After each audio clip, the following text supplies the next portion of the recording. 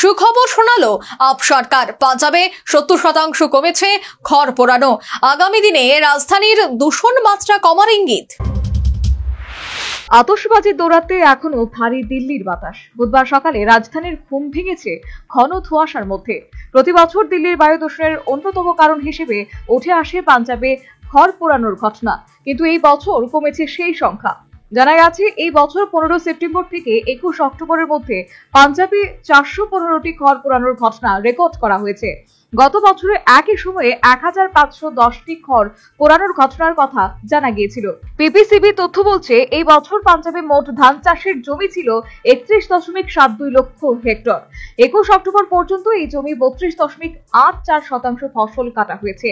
তরুণ তারান জেলায় ধান চাষের জমি 67.95% ফসল কাটা হয়েছে। অমৃতসরের ক্ষেত্রে এই সংখ্যা 70%। এই দুটি জেলায় সবথেকে বেশি খড় পোড়ানোর ঘটনা ঘটেছে। পাঞ্জাবে খড় পোড়ানোর ঘটনায় সরকার ফাইন করেছে অভিযুক্তদের।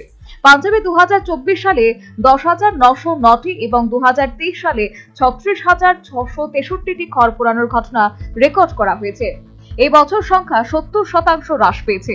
2022 সালে এই সংখ্যা ছিল 49,922টি, 2021 সালে 71,304টি, 2020 সালে 76,590টি, 2019 সালে 55,210টি এবং 2018 সালে 50,590টি। পাঞ্জাবের বেশিরভাগ জেলায় ধীরে ধীরে বাড়বে ফসল কাটার গতি।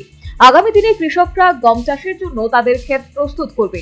এই সমকালে খড় পোড়ানোর সংখ্যা আরো বাড়বে কিনা সেদিকেই তাকিয়ে বিশেষজ্ঞরা।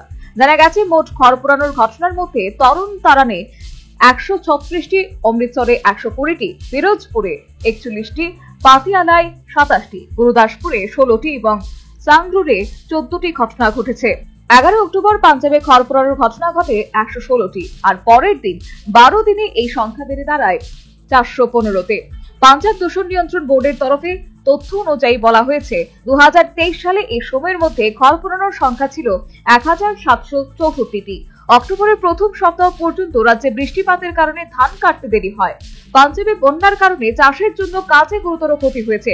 বিভিন্ন জায়গায় ফসল কাটতেও দেরি হয়েছে বলে জানা গেছে। সেই কারণেই এই সংখ্যা কমেছে বলে মনে করা হচ্ছে। আধিকারিকদের দাবি, নজরদারি এবং সচেতনতা প্রসারও এতে প্রভাব ফেলেছে। National bureau report, news vanguard.